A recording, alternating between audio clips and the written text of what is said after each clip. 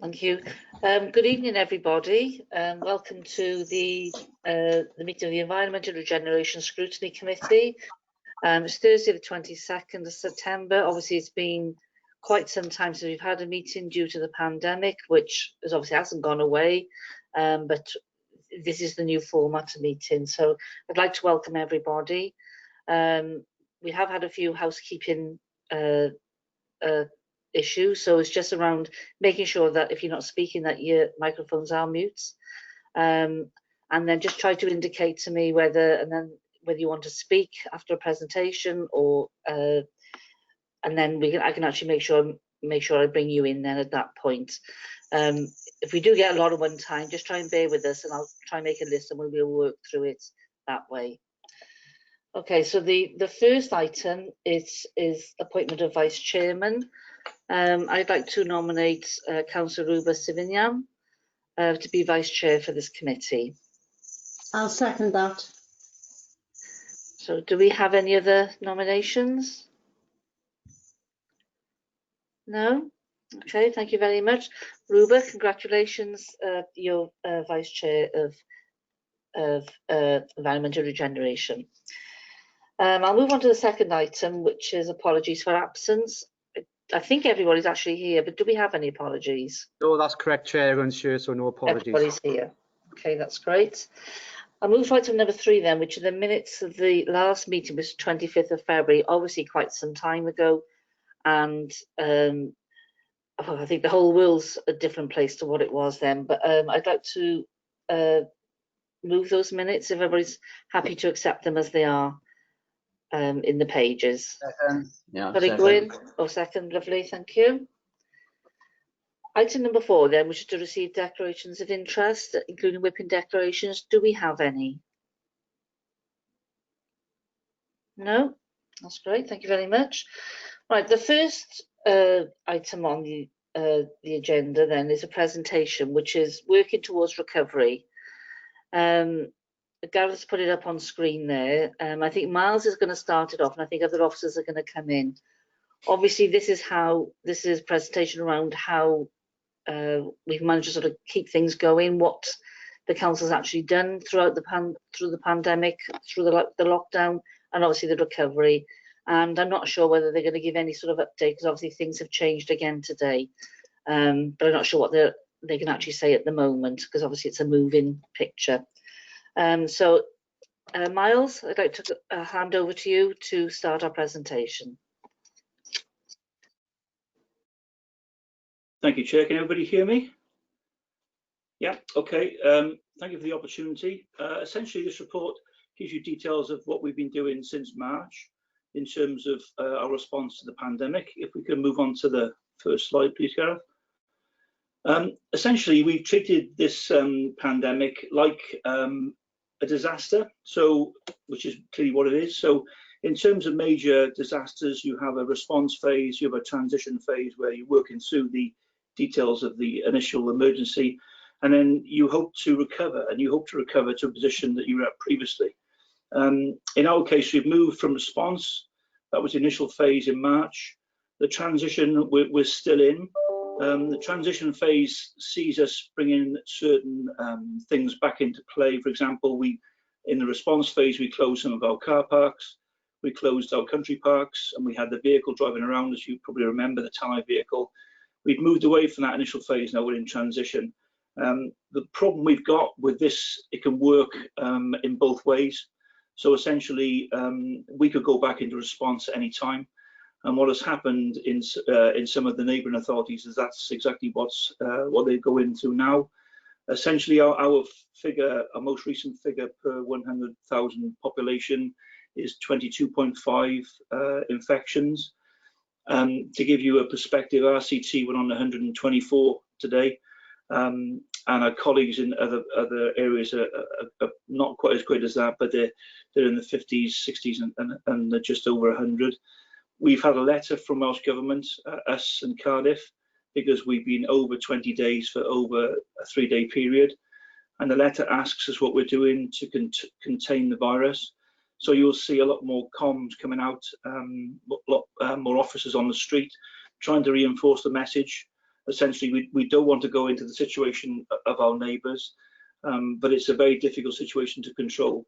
So we are in a position where we're not at the moment going to go into that lockdown, second lockdown, but we do need to put all our efforts with our public to get the message of keeping themselves at social distance and also keeping their hands clean and those sort of messages. So this is essentially the process that we would use for disasters. So we've used this for the pandemic.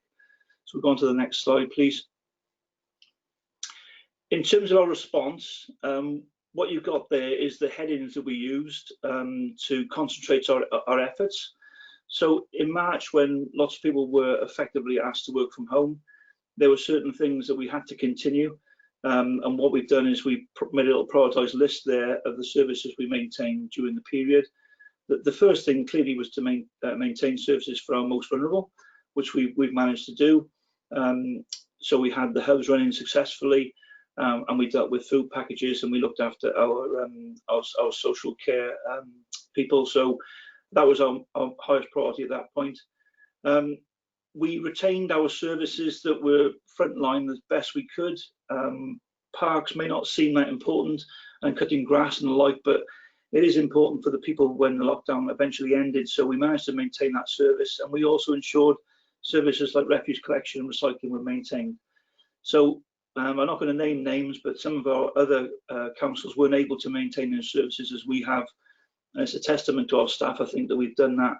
And just to give you a bit of an indication of how well we performed, I don't want to steal Emma's thunder for later, but in the middle of a pandemic, we managed to return a recycling performance of 70%, a testament to our staff and our residents. That was the first quarter of this year.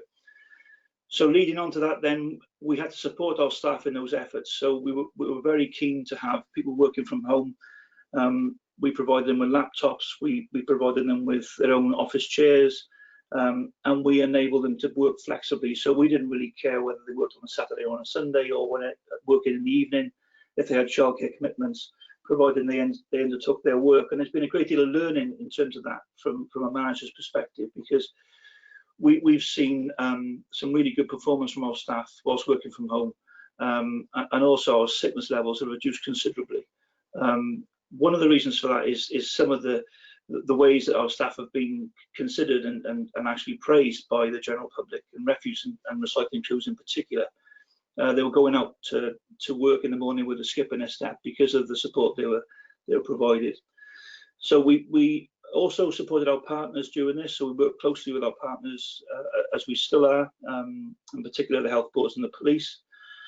Marcus' team did a hell of a lot of work on ensuring businesses were still sustainable, and issued millions of pounds worth of grants over a very short period.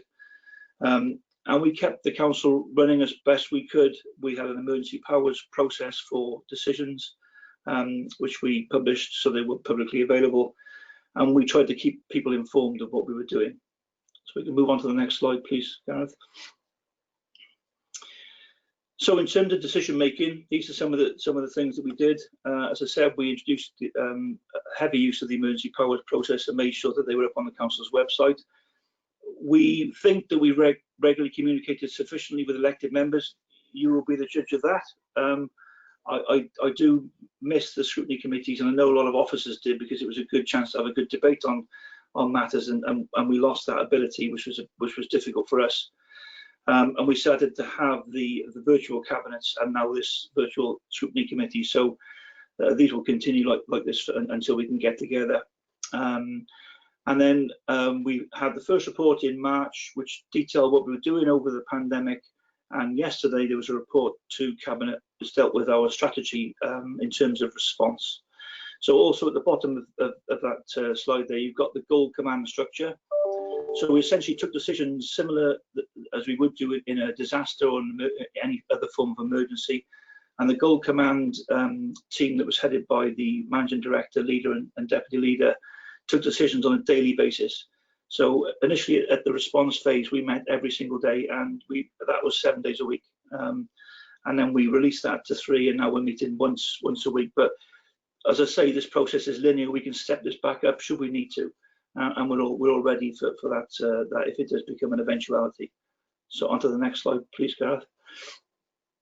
So we conducted a learning session with our staff over the summer, and we asked these questions of them, because our idea in recovery is moving to a position that was better than the previous position. So, for example, if we're able to work with 50% staff, less staff in our offices, then why don't we try and work like that and look to free off some of our office space and essentially work more efficiently. So we asked questions around what they thought had worked well, what they thought hadn't worked particularly well, what have we stopped, have people noticed that we've stopped it, what have we learned, how is staff morale and well-being, which is a key issue for us, and what demands and issues are emerging. What I'll take you through after my colleagues have spoken is some of the results from the staff survey we did, because one of the things that was very important for us, not seeing our staff, is their well-being whilst they're at home working, because they didn't have the normal day-to-day interactions they were having previously. So we conducted quite a significant survey of our staff, of your staff essentially, and some really good feedback from that. So we're trying to become a better organisation from essentially a really bad position, which we have some really good learning. I'll give you an example. You may not think it's working brilliantly, but we're assessing the performance with residents now, but we brought in booking appointments for the household waste recycling centres to avoid the queues and the loading of those areas because of our wish to maintain social distancing. And other than the fact we had a high demand the first few weeks, it's worked really well. We've now released the slots, so you can book more than one slot a month, and we're asking the public, are they happy for us to continue in that way? So there's a few other services that we've changed, and we may keep that change for the future because it's for the better. So that just gives you an example of some of the things that we've actually changed and learned from. So I think at this point, Gareth, if you're happy, I'll ask my colleagues to come in and take you through some of the learning in their specific areas. So I don't know who wants to go first, Emma or Emma Breeze, I think. Emma could go first. Okay. If that's okay with you, Chair. Okay. Yeah, thank you. So I've just listed up here for your information some of the actions that happened in neighbourhood services and transport. What I would say, and Miles has said this quite clearly earlier, is that from the outset, my staff have been fantastic, and a lot of the services that we have delivered have been continuation of services. There are very few things that we actually haven't been able to deliver during the pandemic.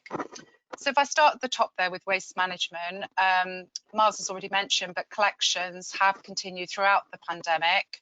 And we did have to suspend for a very short time green waste, but that was just to get us on our feet with recycling, compost and domestic waste to be picked up. We lifted black bag restrictions as there was a recognition that more people were at home, and there were also some concerns around things that weren't recyclable that there might be more of that needed to be disposed of properly, such as tissues and wipes and things like that. So that black bag restriction was lifted from 2 to a maximum of 4, and we do stress the maximum of 4. Obviously we want people to try and stay to 2, but there is that option for residents to use 4 whilst the pandemic is ongoing. As Miles has already mentioned, one of the main successes was the implementation of a booking scheme, an appointment scheme for the HWRCs. It is working really well at Barry and Landell. There are lots of spaces available. And for me, people have to actually think about what they want to dispose.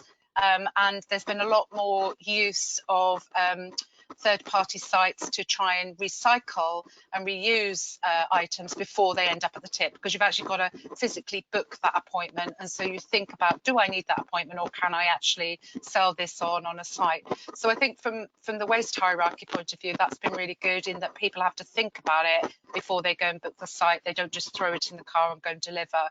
So I'm really looking forward to the feedback on that scheme, and I do hope that we can keep the appointments running. In terms of our garage and our fleet management, we've continued to operate throughout. Obviously, with less people using cars and vans, there was a reduction in demand, but we changed our work processes through, and we did more service, brought some servicing forward, and did other things that we wouldn't normally have had the time, because we knew that there was going to be a demand on MOTs and servicing and everything once we got back up and running. So we basically adjusted our workload there. And the garage staff, they have been in throughout. We have had shift systems in there, and they have been working. And that's been quite challenging for them because of the issues of social distancing, particularly where they're doing a job which maybe requires 2 or 3 of them, such as changing a clutch or similar. Passenger transport, we've been right at the forefront of this in terms of school transport. We did resume limited services back in July on request when schools had the 3 weeks and a few days back in. We were at the front of that. A lot of councils didn't offer that, but we did.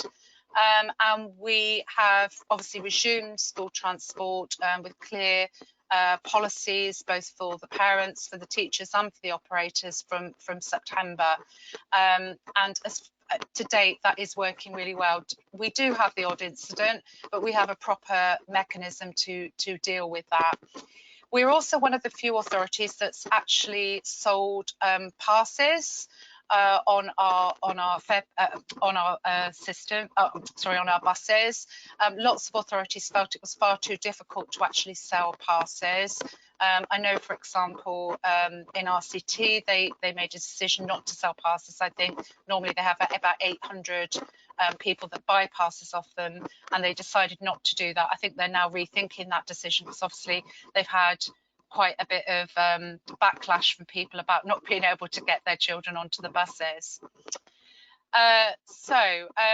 In terms of Green Links, this is a really good example that service was initially repurposed. It's done a number of jobs, from food parcels to other jobs that have been needed. It is now back up and running. It started back on the 7th of September. We're not running normal bus services off it, but we are running ring and have a service. So that as a message there that obviously that's really good, and we're back and working. Engineering, again, we initially had a bit of a backlog of potholes and resurfacing, but I can say today, I've examined the figures today, and we're back up and fully running. As soon as we could get people on site to deal with potholes, it's obviously the ideal time in a lockdown because it's quiet. We had extra gangs out, and we've worked really well with our contractors, I think, in dealing with that. We've also got an extensive road resurfacing programme that is happening throughout the Vale, and that hasn't suffered any delays because of COVID. So I say congratulations to my staff for being able to keep those going. You'll also notice that we're on site with a number of capital projects. There was a slight delay at the start of the pandemic, but we are now back up and fully delivering on projects. And transport studies have continued throughout, and as such, we're going to consultation on a number of things now through the next couple of months. So all of that is work in progress. Car parks were a little bit of a challenge for us, and I mentioned that because obviously a lot of you will be aware we did have some incidences, in particular the incident in Ogmore by Sea in one of the car parks that we opened, and we have had challenges in terms of managing that and also managing our resorts. But what we've done is we've actually formed a really good partnership with the police, with the community, and with officers to deliver sort of a comprehensive approach to our resorts, and I think that's worked quite well. In particular, the alcohol seizures on Barry Island, the press coverage on that has been really good. So I think there's a message there about the need to have partnerships moving forward, and those partnerships are even more important when you have a pandemic. You need those people to call out and support you. Parks and cleansing. All of our parks are open. They haven't all been open through all of the pandemic, but they are now open. Our toilets were one of the first to be open across Wales, and Colin Smith did a risk assessment, and I think the rest of Wales is still using it for the toilets. So again, we were at the front of that. We took those risks. They were minimal risks, but we took them and we led the way. We also have had additional staff litter collecting. Some of those staff have been repurposed. I've had staff from our admin team. I've had staff operating from our sports teams, and they've all really pulled together and done the jobs that maybe are very different to what they do now, but they're helping out and helping that team approach. In terms of enforcement, as you know, we took over enforcement on the 1st of April, so right at the start of the pandemic. We are up and running with a civil parking enforcement and environmental enforcement team. There is a new manager who I'm sure you'll love to meet at some future point of Scrutiny, Dave Mitchell. Our work there has been quite interesting because of the pandemic, because of the antisocial behaviour. There's been a lot of work with the police in terms of managing that enforcement. I'm glad to say that we took receipt of the camera car, and you may well have seen that out and about. It is issuing, it's not formal tickets at the moment, it's issuing advisory tickets, but from the 5th of October it will be issuing proper tickets. First couple of weeks, great success, really slim, slick system, and we're getting really effective around schools. So watch this space on that one. It's a really interesting project. Alps reception. We had a discussion about the Alps reception, actually, whether we needed it moving forward, because we hadn't, the main thing our reception gets used for is waste bags and people coming in to collect waste bags. We do have meetings and such like, but obviously that can be handled by a number of different ways. We have reopened the Alps reception. I would say the demand is a lot less because we've retained the waste bag delivery service. So if you want a waste bag at the moment, you can opt to get those online and we will deliver them. And we found that's taken a lot of pressure off that front desk, and those staff can then be used for other purposes. For example, one of those staff who's normally in the reception area has been out driving the camera car this week. So there's that flexibility where you can adjust your service and use those staff for other purposes. Miles touched on this, but for me, the pandemic's all been about the move to more flexible working arrangements, being more outcome-led, and not necessarily keeping a time watch on everybody, but more about how people are delivering and what's the best way for them to deliver. We've had a continual management presence at the Alps on a rota basis and at Court Road. We've done that as a management team, and we've had a mix of staff in the office, at home, or obviously on site. Miles mentioned the workforce. That's been a big issue. Their sickness has improved dramatically, and the sickness overall has. Now, I'm not quite sure for the reasons for that, because obviously it's quite a bit of pressure, and it's been quite a bit of pressure for the workforce. I think definitely the people working at home may think twice before they ring in sick, because they haven't got to come into the office. So there's lots of things I think that we want to take forward. I haven't talked about technology there, that's probably for another day, but there's lots of technological developments that we're doing in terms of getting people to start from site and work from site. So that's, sorry, I've had more than my time, but that's all I've got to say. Okay, thank you, Emma. I think, Marcus, are you next?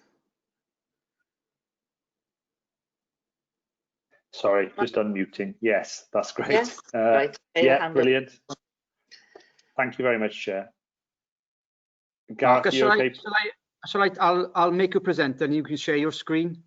Just okay, fine.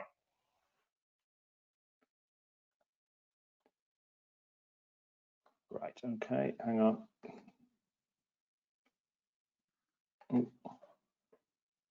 Where do I share it from, Gareth? bear with me. That's how I'll do it for you, Marcus. It's just easier that way. Okay, apologies.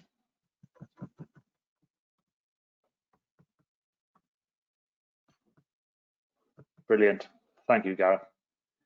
So I'll try and fly through this, not be too long. So we've picked up a couple of the key areas that regeneration and planning have delivered through the pandemic so far. One of the biggest areas obviously been around grant funding, and we've worked really closely with the council tax team to deliver over £27 million worth of non-domestic rates grants to businesses in the council's area. That was a no mean feat. That's a lot of money and involved a lot of discussions with various businesses and checking accounts and making sure they qualified for them.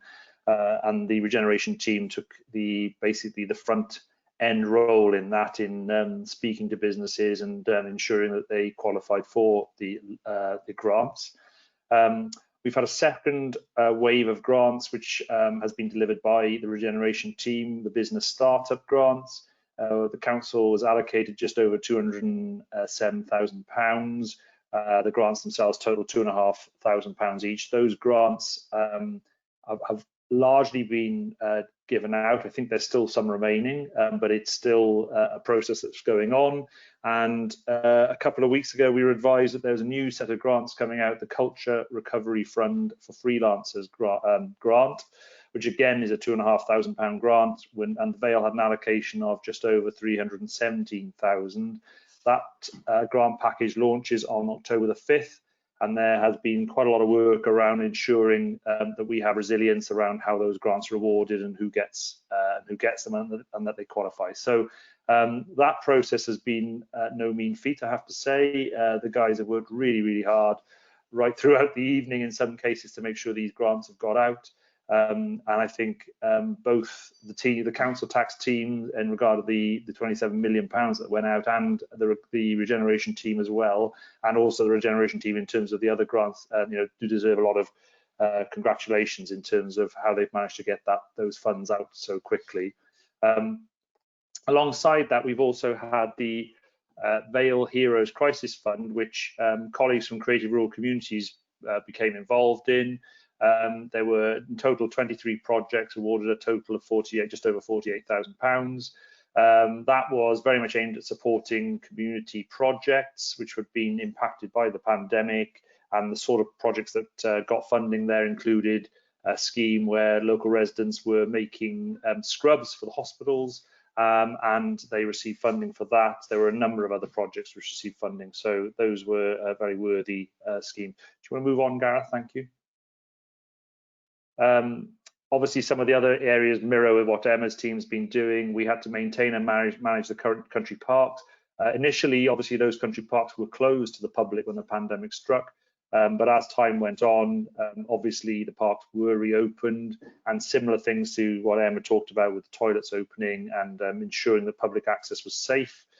We did have notable levels of antisocial behaviour quite initially. That has calmed down. Obviously, it's partly to do with the weather we were having at the time, and some of those issues of antisocial behaviour we get every year, so it's not particularly different to any other year. Obviously, it's just that we had the social distancing element, which was more important. The regeneration team also were integral in supporting and sourcing PPE for the council. Clearly, one of the problems we had at the start of the pandemic was you could not get enough PPE. We didn't have enough in stock, and actually we were struggling to get hold of stock, as was every council and every nursing home, and even the NHS. So the team who had contacts in business became involved in helping source those products, and one of the team remains an integral part of the PPE team now, and is still essentially partially working in that team and ensuring that we have enough sanitizer, face masks, gloves, aprons to be able to support what we do as a council, and indeed support some of the nursing homes as well.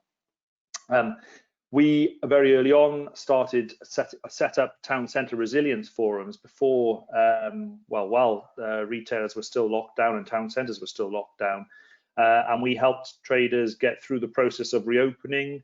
and provided support to those non-essential retail and hospitality businesses as they reopened.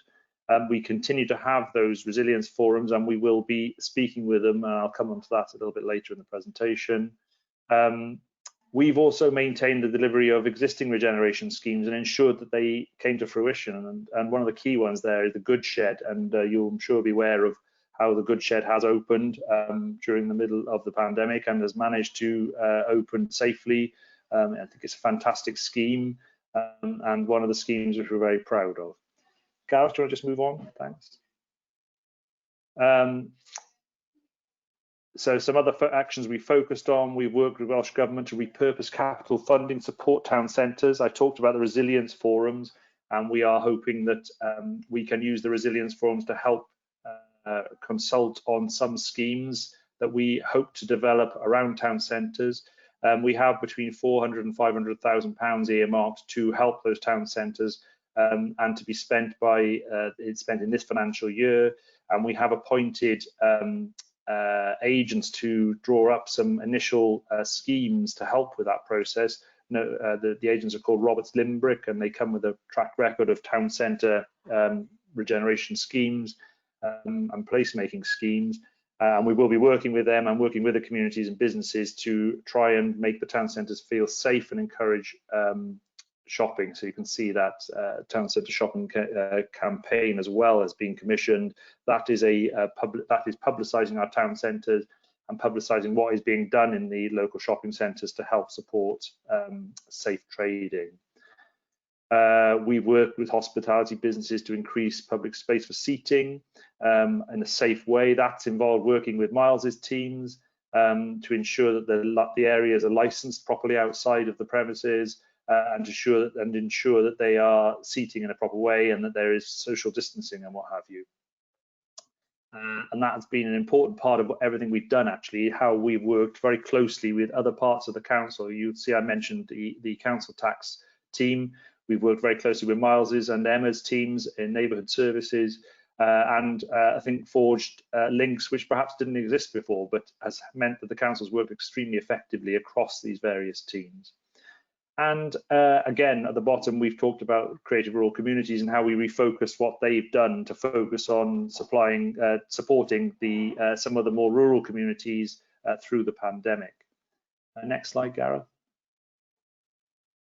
So some of the things we're going to be looking at in the future, coming into the recovery phase, we are looking at publishing a growth plan. The growth plan was largely written, believe it or not, before the pandemic struck.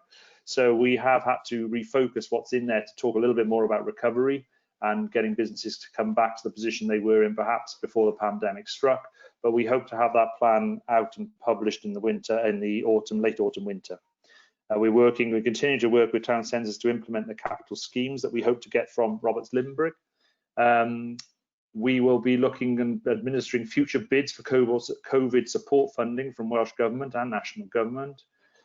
You'll see we are working in conjunction with Welsh Government and UK Government to access as much support as possible so that we can facilitate as quicker economic recovery as we can.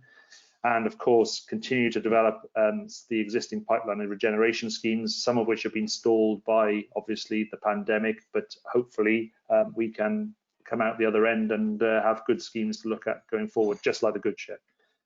Sorry, last slide, Gareth. Thanks, Gareth. So the last thing to talk about really quickly is planning. When the pandemic struck, a lot of councils initially thought that they'd get no planning applications and we should almost think of furloughing planning staff. We've actually been extremely busy, and I think the first bullet point there is amazing, really. We've had 849 applications since the 23rd of March when the lockdown was first implemented, of which 820 have been determined. That compares very much with a normal year. We've not seen a drop-off in workload at all in the planning department. Actually, if you look at fee income is in an extremely healthy position for planning. So that workload has been very, very busy. Our enforcement cases have risen. They actually rose quite considerably during the lockdown initially. I think when a lot of people were at home on furlough, and perhaps there were issues arising and they were home and they could see them. We actually at one point were something like 40% up over the number of complaints that we'd normally receive. As that's leveled out, we're still up by about 10% on the same period last year. So the enforcement team have been extremely busy. Emma's referred to how the service has been maintained and working remotely. We have some officers who are in the office and have been coming in to ensure that things like scanning are undertaken, and that paper copies of plans, which we still receive, are turned into electronic copies. But in the main, the workforce has been working full-time from home and remotely, and doing site visits with their own vehicles. We have been using more recently some of the vehicles that we have, and Emma's team have, if you like, dedicated a number of vehicles to the planning team and the building control team, so they can use those vehicles to visit sites. But it's been an interesting process, but one which we've managed to achieve, again, by working jointly with some other departments as well. And then, of course, some of you will be aware, we've already had 2 virtual planning committees, and obviously that's an interesting process, a bit like today, but it has worked to a certain extent, and I think everyone we've held is getting better and better. So that's my presentation finished. Thank you very much, Gareth, and thank you all. Okay, thank you, Marcus. Before I hand back over to Miles, I'm just going to quickly bring in Councillor Liz Burnett, who is Cabinet Member for Education Regeneration. So Liz, did you want to add a couple of comments as well? I just wanted to add a little bit to what Marcus said, and I'm not going to steal any of Peter's comments, but to a certain extent what has come out of neighbourhood services and transport. I don't think that we can overstate the contribution of our staff during this period. One of the, if there is a benefit to working 7 days a week and having gold meetings every day, it's that you get a much more in-depth overview of every team, not just your own. And what was stunning was the way in which the teams worked together, the total can-do attitude, the way in which they repurposed their efforts and actually stepped up and filled in whatever gap the pandemic created. Marcus mentioned PPE. I mean, Adrienne just walked straight away from the job she was doing and became an expert in procuring PPE. If you went to Adrienne and she had a spreadsheet on everything, what you could buy, where from, at what cost per unit, and that was within a couple of weeks. And she was part of a team. I know Adrienne because she works in the Regen team. There was a whole team that was formed purely to deliver that sort of work. One line on Marcus's spreadsheet presentation was about giving out business grants, and we talk about 27 million. That's 27 million at either 10,000 or 25,000 each. But if I tell you that those teams, from doing nothing like that ever before, the Regen and Finance team, first of all, when it started coming out, had a web page built and populated within 24 hours of the announcement, and actually started paying out money within a week of the criteria being announced. It's that sort of level of turnaround. So what I would ask is, you've seen the presentation from both departments, have a little dig behind the background, because you will hear some stunning performances and some really, really interesting stories. That's all I've got to say today. Thank you, Liz. That was really helpful addition, and I think it's very true about the fact that the amount of background work that's going on and the dedication from our staff I think has been absolutely fantastic, and an accolade to to all our staff at the council. I'm going to hand back over to Miles now. I think, Miles, then you're going to bring this or wrap this up, or carry on with it and then wrap it up. And then after that, I'm just going to briefly bring in then is Councillor Peter King, who is the Cabinet Member for Neighbourhood Services and Transport. So, Miles, I'll hand back over to you. Thank you, Chair. I've got another 15 slides. I'll try and fly through these. I'm not a firm believer in PowerPoint going longer than about 10 slides, so I'll do my best. I just wanted to add to the thing that my colleague said there, just about the joint working. I think I need to say it. We issued 38 cafe pavement licenses in 2 weeks. When we heard that they could trade outside and not inside, and we hadn't issued that many before in about 5 years. So this is a new chap we got working for us. I never will name drop him because he's been excellent. The guy called Nathan Thomas, who's working in our highways team, and that just represents the can-do attitude. I think he's a new employee, and he's been absolutely excellent along with a lot of others. So I thought I just would drop that in. Okay, these next few slides are about our staff. So essentially about how we believe we've taken the staff with us in terms of the changes we've made. We conducted a survey, and we conducted a survey on those headings you see there. So we asked them questions around those headings. We just go to the next slide, please, Gareth. The majority of people that we had responded were working from home, so 70%. But we had a good cross section. Over 1,000 people asked. And you'll see there, over half of them thought that it would be better to have a mix of working from home and working from the office in future. Generally, the responses were really positive and better than I thought they would be, to be honest. So I'll take you through some of the other details now. So we go on to the next slide, please. So we asked them about how concerned they were about the virus personally, and our figures there are very similar to the Office of National Statistics. If you look, 70% somewhat worried, and ONS at 69%, and then in the next 47% good or excellent, and then 44% for the ONS. So roughly the same as what the national position was in terms of those two questions. So next slide, please, Gareth. So then we got a couple of questions about health and well-being, about staff and senior leaders. So reasonably good performance again. So we were worried about well-being, but generally it shows that the well-being of staff was fine. And in terms of leaders, which is important to us, there was significant trust as far as the employees were concerned, in terms of the leaders protecting them, which is something that we, as leaders, we're really pleased about. We've maintained that connection. So next slide, please, Gareth. So communication is obviously how you can judge a good organisation by how well it communicates. So we generally had positive comments about the way that the MD in particular communicated. He sends weekly updates, and even more frequently if something happens out of the ordinary.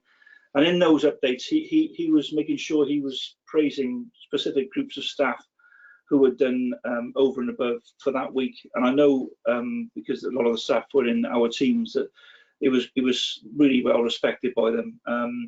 And it was a major lift to staff morale. So if we go to the next slide, please, Gareth. So we asked questions around line management, and these were generally highly positive, with 90% of respondents feeling trusted to do their work, which is really, really keen for us, and 83% feeling that their managers care for their health and well-being. These sort of figures, we would expect them to be as high, but I think this shows that the council has a good culture. So when you go into a situation where you're challenged in a crisis, your staff respond in a certain way because you put the work in beforehand. I'd like to think that that's the case. So next slide, please, Gareth. So now, as I say, we're still in transition, very much so, and we could dip back into response because you've all seen the headlines today, and things like the control of the sale of alcohol and things like that are happening nationally. So there's major challenges ahead for us. I've explained that the first one for us is to get the message over to the public of how serious this is. So in terms of our transition, we had a series of objectives. I gave you the initial objectives for the recovery phase. So these are them then in bold. So manage and mitigate the risks. So to give you an idea of one of the things we did in transition, just to give an indication, originally we were only having 2 people in a cab of a refuse vehicle, and we were following behind the refuse vehicle with a pool car, with one of the loaders in the pool car. So we worked with the unions to look at that service and see whether it could be improved. And now we've got 3 vehicles back in the cab. It's a bit of a contentious item nationally, because there's a lot of councils doing things differently. But we've got a risk assessment that suggests that we put reasonable controls in place to change what we're doing to keep our staff safe. Importantly for us, the staff are happy with those arrangements. So this is a continual assessment of the risks as we go through. We continue with our response objectives, which I've gone through previously. And we consider how the changes introduced in the crisis response offer opportunities. So one of the things I have said is we're learning from some of these things. We're learning in areas such as things like housing management, in the support we provide to our housing tenants. In some areas, they haven't needed the level of support that we provided them over a long term. And in some cases, a little bit more self-service is actually what they wanted. And we haven't realised that until some of these services have been partially withdrawn. So some areas may be overstaffed, some areas may be understaffed. So these are the sort of lessons that we're picking up as we go along. Continuing to support the wellbeing of our staff is clearly a really important point. And again, we've been telling the staff that the national message is to work from home if possible, and we very much support that. We're not forcing anyone to come to work. There are certain roles, and in our directorate we've got a lot of frontline staff, and they don't have any other opportunity than to work on the front line, and in which case it's our role to make sure they're safe, and we are very committed to that, and continue to communicate and engage with our residents and with the staff and with our partners. So next slide, please, Gareth. So in terms of managing the transition, we set up directorate recovery teams. So I've got one that I deal with, my own management team, and each of the directors have got the same. And we've also got corporate recovery teams that look at those services that essentially are across all directorates. And I've listed those there. So things like workplace social distancing, that's something that's been led by Lorna Cross's team. And all our offices now, if you've been there, you'll see there's marks on the floor, there's ample signage, there's a large number of gel stations. If you come to the Alps, we've got the numbers of staff that are able to occupy each office on the doors. And we all wear masks in the communal areas. And this is something that's been done as a corporate recovery team, not directorate wide. So we make sure that we've got all the learning that we need to have across all directorates. So onto the next slide, please, Gareth. So in terms of recovery, when in a disaster, when you actually are in a transition phase, you're always thinking about recovery. So in terms of the principles, as I said to you previously, this is not a previous state. If you'd had a disaster, you'd be looking to revert back to the previous state. This is not what we're looking for. We're looking to come out of this as a better organisation, a leaner, more efficient organisation. I don't need to tell you that we are one of the best councils out there. We were before and we will be afterwards. One of the things we have done, I believe in this, is shown really good leadership. I think Emma mentioned earlier about public conveniences. Sounds like a small matter, but unless we'd opened our public conveniences in the Vale and provided the Welsh Local Government Association with our comprehensive risk assessment, I doubt if many others would have done the same. So, and we've done that with consistently with quite a few of our areas. So in some cases being the first to close, in other cases being the first to open also. So I think in terms of our leadership, and I know that our MD has been leading on the strategic control group as chair of the recovery group for the whole of South East Wales. We're well respected with what we've done to date.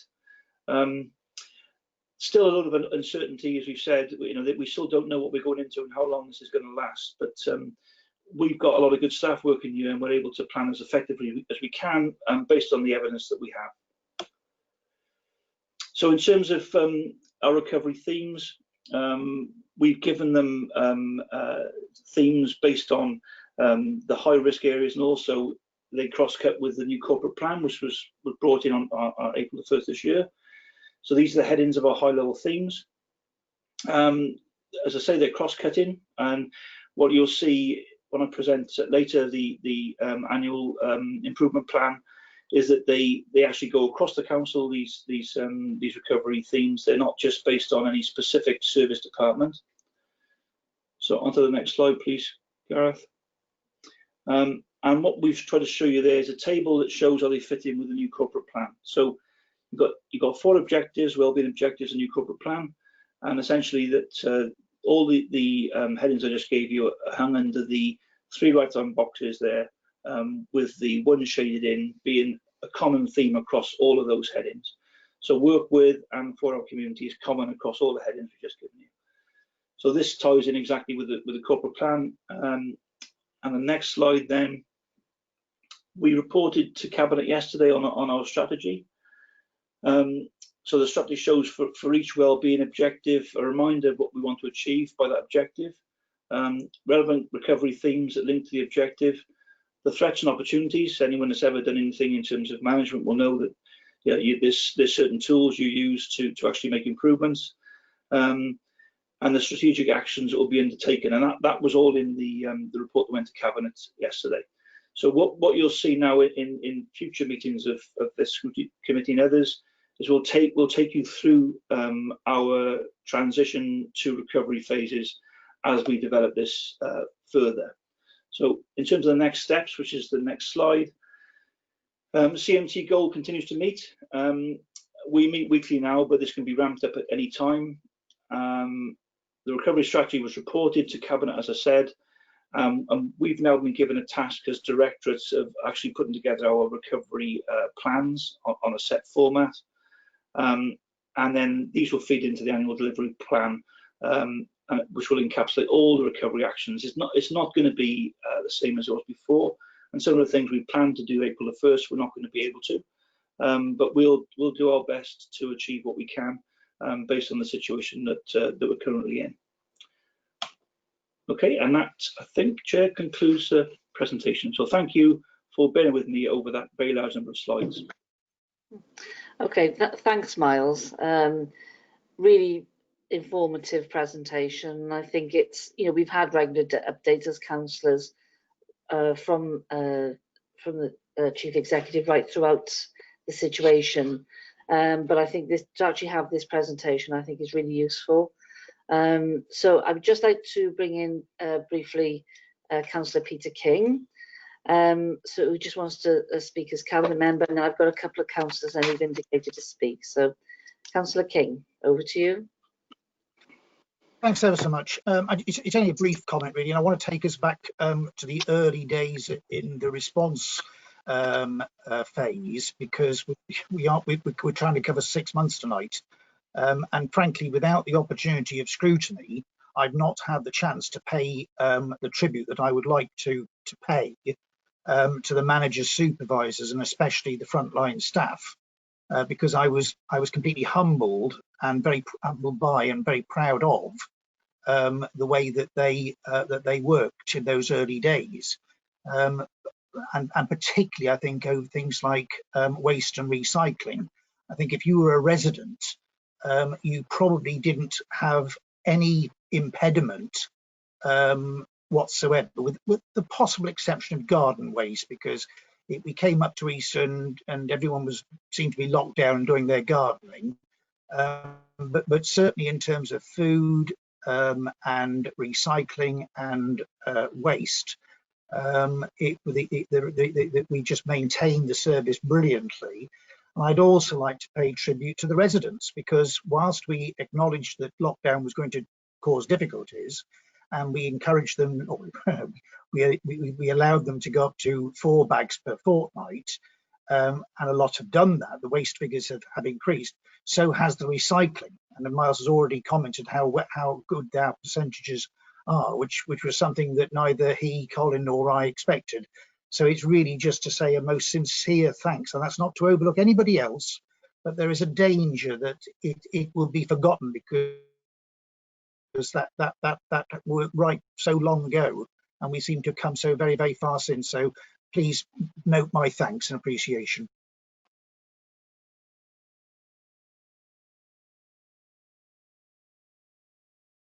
Okay, thank you, Councillor King. I've got a couple of councillors now who've indicated to speak. I'm going to bring in, I've got Councillor Wins. I'm not sure if it's Driscoll or Bailey. It came through on the message, but I'm not sure which one. Both. I think it's both of us. Oh, both of you, right. So which one of you wants to go first? Go on, Vince, you go first. Which Vince? No, I'm joking, sorry. Okay, I've got 2 questions, if I may. Thanks for the presentation, and agreed that there's been loads of amazing examples of hard work by staff. It must have been really, really difficult to cope with the changes that we've all had to face. The 2 questions I wanted to ask, one relates to digital meetings. So we all saw yesterday's meeting and the week before. It was quite shambolic. There was real issues with connection, audio dropping out. There's a limit to how many people's faces can be on screen at any one time. There were councillors complaining that they had to vote when they couldn't hear the whole debate, wouldn't have been aware of what the amendments were, and that isn't really very good, especially when there's other platforms. I know Parliament and Welsh Government have both been perfectly happy to use Zoom. You can fit more than 100 people on screen on camera. You can mute them as an organizer. You can have polling functions that make it easy to do voting quite seamlessly. And yet we're using this system that, okay, it's working okay today with a small number of people, but it was pretty dreadful. And to have to be, you know, voting when there's a lot of amendments being put forward and people can't necessarily stay on top of them, I think that's pretty unacceptable. And I'm not blaming anyone on this meeting, but I do think that we've had a lot longer. We've had months and months and months. We waited a long time to get meetings started. We didn't do anything for several months. And I think we've had quite a long time to get this right. And it's a shame that we haven't tested better systems. So I wouldn't mind hearing why this platform's been the one that's chosen.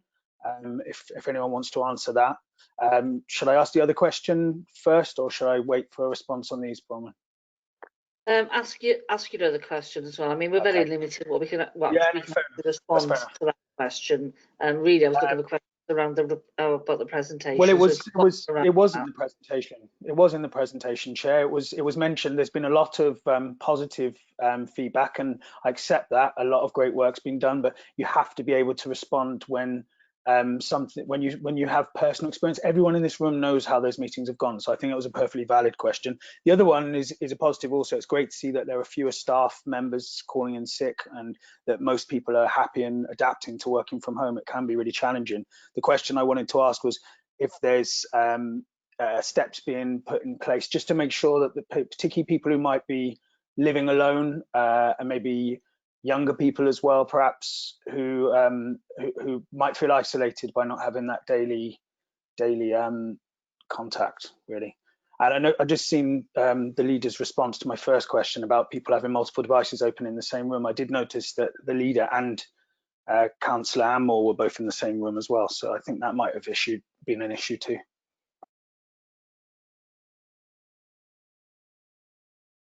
Okay, thank you, Councillor Bailey. Who would like to ask? Gareth, did you want to give a quick update? Because I know there are moves around what will be in the future around online and remote meetings. Did you want to give a quick update around that? Well, yes, Councillor Chairman. Going back to what Councillor Bailey was saying, I appreciate his comments that obviously no system is perfect. I think we did test every system out there. There were ICT issues that probably I can't really explain the details of what the issues were, but there were limitations to the available infrastructure. This is the system that came out to be the best. We tested this repeatedly over months, but you know, in the long run, we will be looking to use Teams, so that's the solution that's in the pipeline. There are obviously issues. Everybody's got their own connectivity issues. We're all using personal Wi-Fi's. There could be issues there. I mean, no system's perfect. I appreciate the comments, but there's not much more I can add to that, sorry, Bailey. So perhaps I could go back to Head of Democratic and we can have a discussion at a later stage. Okay, thanks for that. Councillor Burnett, did you want to just come in around that? Yeah, thank you, Chair. I think the first thing is that it might be an idea to give advance notice to Corporate Performance and Resources tomorrow, because that's probably the correct scrutiny committee to raise that. What I would say for anybody that is on Learning and Culture, where we actually discussed the issues around enabling thousands of children to get online so that they could continue their learning. We also discussed the fact that we have thousands of staff who had to get online.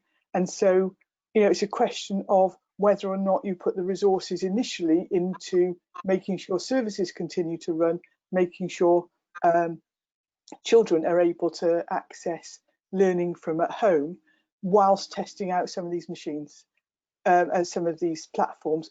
Also, members will know that machines had to be brought in for update. Some members hadn't actually been on their machines for quite a long time, so therefore hadn't had the online updates that had been provided. But I think that it might be worth members letting Democratic Services know in advance that that is a question that they would like to be discussed tomorrow, and then that can be fully answered. But as I said, tonight we have 21 people on this meeting, and hardly a glitch. We had an awful lot of issues around people with 2 devices and various other things last night. Hopefully we're all a little bit more skilled for the next time, which we get to do in just a couple of weeks, don't we? Okay, I'm just going to bring in the leader, Councillor Neil Moore. Neil, did you want to add? Yeah, I just need to rebut the comment that was made, because you're absolutely right. We had 2 devices working, but and the reason for that was to prove who was online. But I disabled, and I told you all this, I disabled the microphone, I disabled the speakers on one of them, and we weren't having feedback. There were feedback, as I understand, because I found out today, some feedback from other members who were also on mobile phones and devices at the same time. And there were possibly some people in the same room, I think that was the case, with microphones on both devices, and that's what gives the feedback. So with all due respect, don't throw accusations out when you don't know what's happened. I told you last night I actually stopped the meeting and said, look, I will disable things here to make sure it isn't this, and I know it wasn't. So with all due respect, I needed to rebut that. Thank you.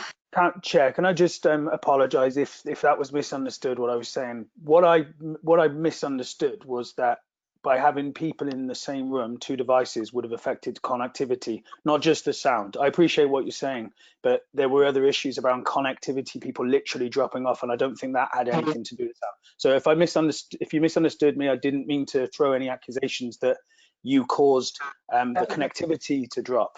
That was what I was saying. There may have been more than 1 device in the room, but that didn't affect the fact that people were literally being thrown out. Right. Okay. I'm going to bring that one to a close, because I think Councillor Vanette's right that is an actual issue to go into further depth with corporate resources, and perhaps we can pass that message on to them. Gareth, could you do that for us? Just about the concerns that have been raised here. We'll take note of there, and obviously we do take these issues very seriously. So we do appreciate any feedback we receive. So thank you. Okay, thank you. Right, the other part of your question, Vince, was around staff morale. So was it Miles? Did you want to come in on that? Yeah, happy to answer that, Chair. A very good point, and it's one that that Emma and I know are concerned about, because we've got quite a lot of staff working from home. One of the things we have to do is retrain our supervisors that the way to manage people in the 21st century is not to stare at them across the desk, because some of them do think that if they can't see them, they can't manage them. So we've set up a workforce, agile workforce group, which is headed by the head of HR, and we're looking at a few issues with that group. We're looking at employee welfare, which is our primary concern, but also there's an issue about performance. We've got to make sure we've got measures in place that we trust our staff. We do have to make sure we're a public organisation, we have measures in place to ensure performance. So there's been a group set up to look at that specifically. So we take our employment policies into the future, essentially. Until then, the supervisors have a role to contact their staff regularly to check on their welfare. So I'm fairly confident. I've seen the figures within that report for my own directorate that they are doing that. But that is a major concern for us, that we make sure that we maintain that welfare, because as I think as Vince has pointed out, you don't see the members of staff, and they do need your support. So often it's not just a straight working from home and not going to see you a situation, that they will come in and they will conduct some meetings in the office. But it's a new situation for us, and we're trying to take our supervisors along with us as well. But we will have all these measures in place. I'm certain of that. Okay, thank you, Miles. Right, the next councillor to speak then is Councillor Vince Driscoll. Is he with us? Chairman. Yeah. Got me? Okay. Thank you. Yes. Yeah. Okay. I had a couple of questions, but they seem quite trivial now, because it was about 45 minutes ago when I listened to Emma's presentation. But one of the questions was about, has there been an increase in fly tipping in the Vale since lockdown? Also, I'd like to thank you for the start of the demolition of the Brynadon Bridge, which has been, as we all know, has been quite a long saga. And also, there's one question for Marcus, actually. Well, I mean, I did ask the question at full council last night, but the connectivity at the meeting, as we've already heard, was pretty poor, and I couldn't really hear Councillor Moore's response. But it's the toilet block over Barry Island, and I'm just wondering is it time to revisit the contract that was given out to the developer? In a time, I think his contract was awarded very similarly time to the Good Sheds. In the same time, the Good Sheds has built 40 apartments, renovated the Good Sheds, and brought in 40 new businesses. And the toilet block is still in the same condition, and it's getting worse every week. And also, I'd like to take this opportunity to thank the officers and the staff. What a fantastic job they've done. Incredible, difficult position, and hats off to them all. Well done. Thank you. Thank you, Bowman. Okay, thank you. Okay, Emma, did you want to respond to a couple of those questions?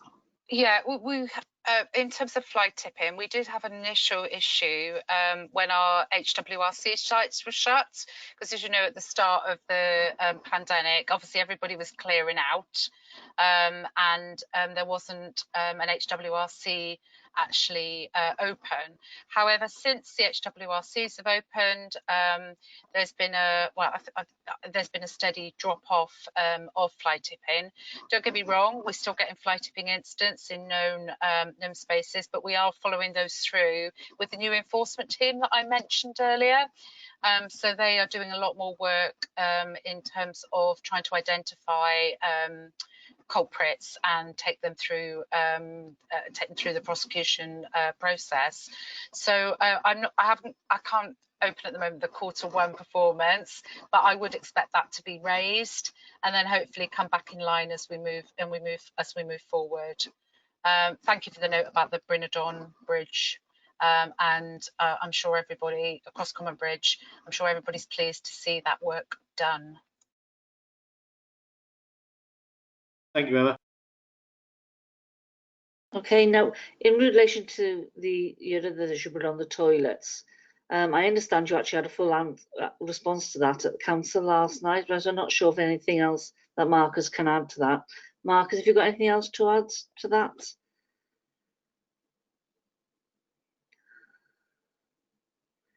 Or Councillor Moore, did you want to come in on that one? Sorry, if anybody wants me to reiterate what I said last night, I'm happy to do so, because the question he asked. Yes. But it's up to you as chair.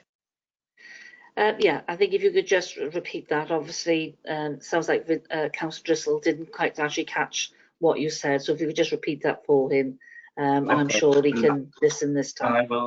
I will read the answer to the question too. It says, will the council reconsider their decision to give this building to the preferred bidder? The fact that no work has been started suggests they don't have the finances in place to complete the building. Does the cabinet member agree they have been given enough time So what I said was, thank you for the 2 questions. The simple answer to your first question is no, because the preferred developer has a contract in place with the council, setting out terms for an agreement to lease and a lease agreement. In answer to your second question, I believe that as we are currently in a pandemic, it is not unexpected that there's been delays in development, although I accept this is taking a lot longer than I would have envisaged when the contracts were agreed. To that end, negotiations are currently ongoing with the developer to advance matters as soon as possible, and those negotiations continue to be fruitful. Okay, thank you, Councillor. Thank you, Councillor Moore. I missed most of that yesterday, so thank you very much. Thank you for that. Okay. My pleasure. Okay, thank you. Right, the next councillor to speak is Councillor Leighton Rowlands. Sorry, Chair. I think Marcus Goldie would like to say something if he can. Oh, yeah, sure. Before I bring you in, Leighton, then we'll just bring Marcus in. Thank you, Chair. I'm hoping you can hear me now. I think I lost my speaker. Can you hear me now? Yes. Great. It was just to add to what the leader has said there. A couple of other issues really. This building is a listed building, and because it is a listed building, there are quite a lot more hoops that the developer has to jump through to get their scheme and bring their scheme to fruition. So obviously they have got applications in which have been in for some time, but they have to satisfy the terms of CADU as well as the council. So it was just to add that it's quite a lot more complicated than perhaps the Good Shed would have been. The Good Shed, unbelievably, isn't a listed building. It's a very lovely building, but it isn't listed. The toilet block, which isn't really as lovely a building, is listed and does make lead to some real difficulties when developing. So just to add to that. Okay, thank you, Marcus. Okay, Councillor Leighton Rowlands, I'll bring you in now. Thank you, Chair. My question was basically about the grant. I had a phone call today from a business in Surrey who has had great difficulty in getting his rate grant. One, he didn't know anything about it until he spoke to a neighbour of his. He's based in the Vale of Glamorgan building or business centre.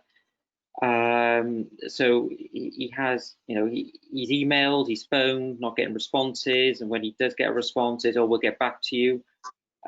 So there's a few issues that I have.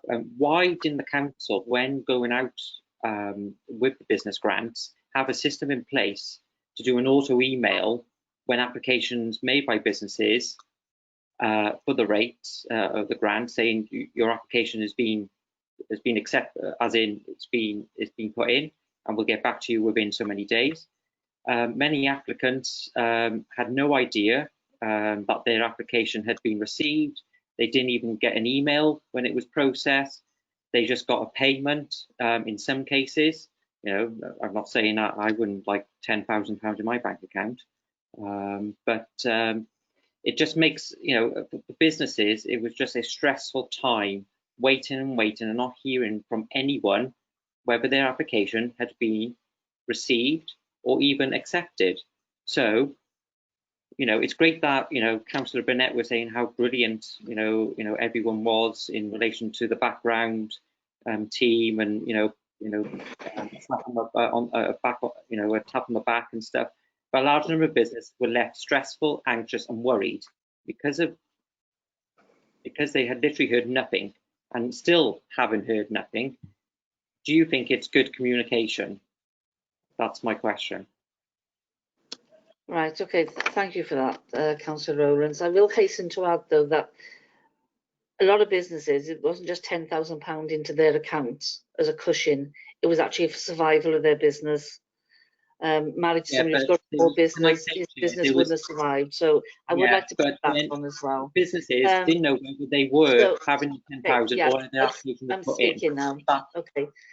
Councillor Burnett, did you want to answer Councillor Rowlands?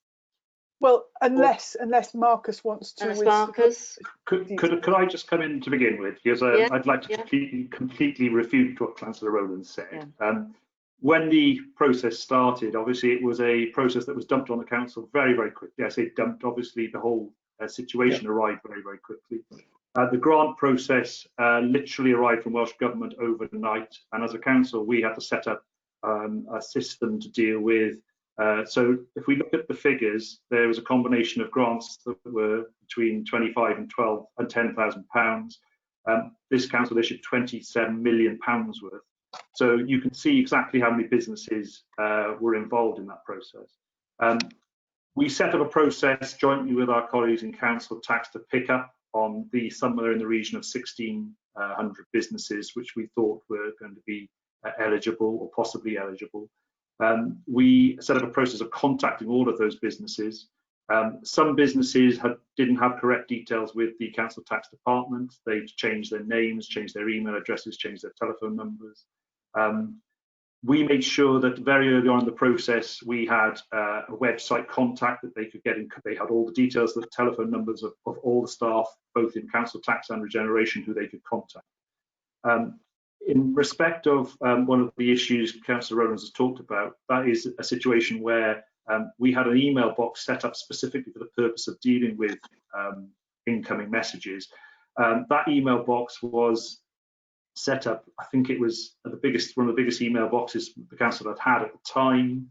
Unfortunately, it became overloaded within a day, and there was a weekend, a Friday, where the email box stopped taking messages because it was overloaded. What we tried to do with colleagues in ICT was to make sure we tried to find all the emails that bounced back to people. People who would have sent emails in would have had messages saying the box was overloaded, but we tried to contact everyone involved. And specifically, I think I know the business which Councillor Rowlands is talking about. I can assure you we've been in contact with him and remain in contact with him for many months. Unfortunately, if it's the one I'm thinking about, he didn't qualify for a grant, but ultimately I'm not going to talk specifically about the individual grants. But we have had a very low number of complaints. Mostly unfortunately from people, and I do understand this, from people who haven't been eligible for the grants. And obviously, you know, it must be galling if you are a business who is next door to another business that's got a grant and for some reason you're not eligible. And of course, the eligibility criteria were not set by the council. That was set by Welsh Government, and we have tried to work with the guidance we received and to try and obtain further guidance where, as and when necessary. So I have to say, I do not agree with what Councillor Rowlands said. There have been one or two businesses, and they are a very low number, which have been unfortunately haven't received the grants that maybe they thought they were due. As far as we're concerned, we've tried to contact everyone as well. Everyone has received a grant who's due a grant, and we've worked with everyone to ensure that that's happened. And I don't agree that people weren't being contacted. We try to get as many messages out there to people as possible to say that there had been this problem with the email box and to recontact us if they felt they were affected. Thank you, Marcus. Just to say, I'm more than happy to speak to Marcus in relation to the businesses that have contacted me. You know, there has been a number of businesses who are still waiting and haven't had a response. So I'm happy outside of the meeting to discuss with Marcus of all the cases. Please send it on, because I'd rather you do it directly. I think that'd be more appropriate. Councillor Burnett, did you want to add anything to that? I think Marcus has answered it ably, but what I would say is we are fortunate as councillors. We actually have the direct emails of officers. If there had been an issue at any time during the process, and actually the Economic Resilience Fund grants have finished now, so I hope there aren't any that are still waiting to be passed on. But if there are any, then the team are totally available and happy to help. Okay, thank you, Councillor Burnett. I'll move on to the next speaker now, which is Councillor Ruba Savignan. Hello, thank you, Chair. Can you hear me? Yes, thank you, Ruba. So firstly, I just, to reiterate already the huge thanks to, all of you and all your staff. It's been absolutely tremendous. And I don't know, Chair, if we can somehow, record or have a motion which expresses, this committee's thanks to all the staff, and our officers here today. So I have a question and a plea, I suppose. So my first question is to Emma, and poor Emma has had loads of questions and queries from me all through lockdown. Emma, you mentioned the the increasing of the black bags for people, during lockdown and at this time, and it looks like we will be going into another lockdown of sorts or restrictions. So I was just really wondering what the environmental as well as financial impact will be on us as a council, because obviously all our recycling we're moving to the separating out in Penarth, and I know you have already in other parts of the Vale, but in Penarth we're moving into that next year. So I'm just wondering, sort of the increase in what is the environmental impact and financial impact of that on us. And then my second point, Chair, if I may, and I know I've had this conversation with Marcus via email, really about the town centres. I suppose I'm really, I speak to businesses in Penarth, and in particular around the hospitality. And I suppose my concern is for the hospitality, in particular at this time, is for the hospitality sector, which and I know all the work we as a council have done to facilitate with licences and so on those businesses to keep going. But I suppose Penarth Town Council did their survey, and there was a lot of support for some kind of sort of not semi-permanent, but some kind of enabling of businesses to run through the colder months outside. This is hospitality businesses now, because some of those businesses I do fear that don't have sort of any back kind of beer garden type spaces are really going to suffer. So I suppose it's a plea that conversation can continue really about what and I realise the what are they called, Libric, whatever they're called, who are coming in to help. So I kind of hope that will be part of their focus, I guess. Thank you. Okay, thank you, Ruba. Emma, did you want to just respond to the first part of Ruba's question? Yeah, so obviously as I mentioned, we've had the increase in black bags, but Miles also mentioned that we've also managed to achieve 70% recycling in the first quarter. So that's actually quite an achievement. What we found is that we have had more black bag waste, obviously, and that is up, but we've also had lots more composting waste and lots more recycling waste. So that is why we're still able to achieve the 70%. In terms of the environmental impacts, most people have been pretty good and are still only putting 2 or 3 bags out. There's not many people actually putting 4 bags out. So although we've made that provision, lots of our customers are trying to stay to that 2 bag limit, which is really, really gratefully received. In terms of the rollout, as you may well know, we're due to go out to Barry 19th of October. I'm just looking for some confirmation from Miles now because I can't remember the date, but 19th of October to source segregated. We're obviously doing our communications campaign for that.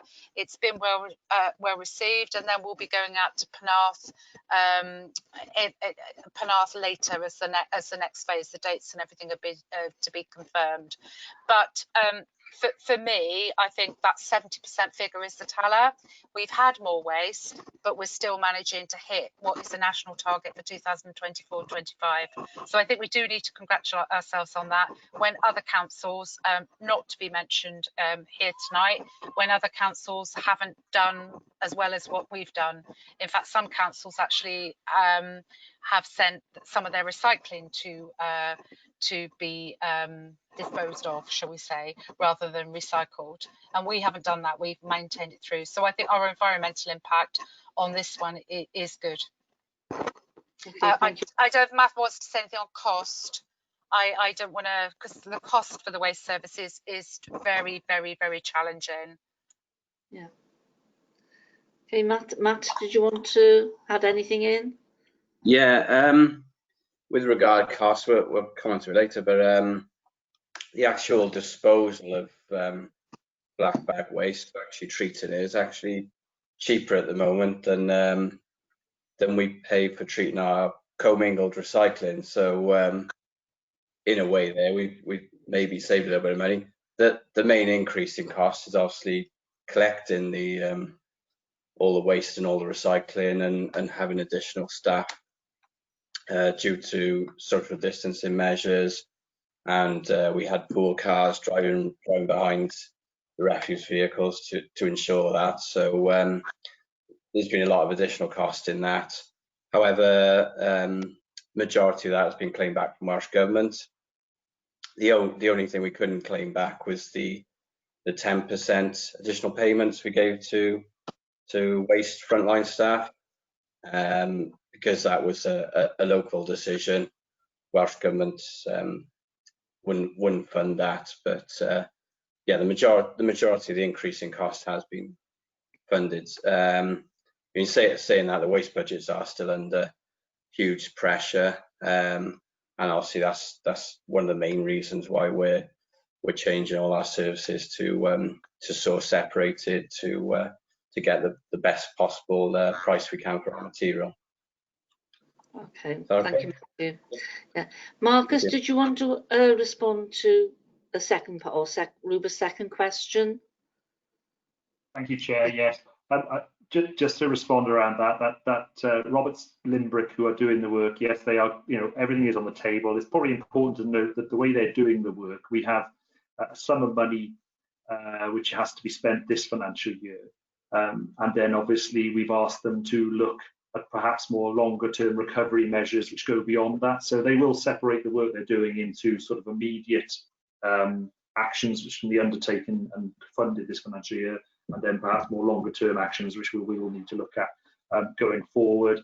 But certainly in terms of the funding that's available, you know, we will look to support businesses as well, and as much as we can in terms of what can be made available, and you know, nothing's off the table in that regard. But it will be a process that needs to go run its course, and we will be acting on what advice we get from Roberts Limbrick. Okay, thank you, Marcus. We did lose Ruba for part of that, but I think she's back with us now, so which is great. Okay, I'll hand over now to Councillor Stephen William, who's been waiting patiently. Okay, Stephen. Thank you, Chair. To be honest, my questions were relating to the previous issue, and I think you're quite right. It is a corporate resources issue regarding the IT. That was really what I was going to ask about. But regarding this, it just gives me one little opportunity to say thank you to all the officers. In the last 6 months, I've had to deal with an awful lot of issues, and they've been on hand. I've been getting phone calls from officers over on the weekends and everything. It's been really good.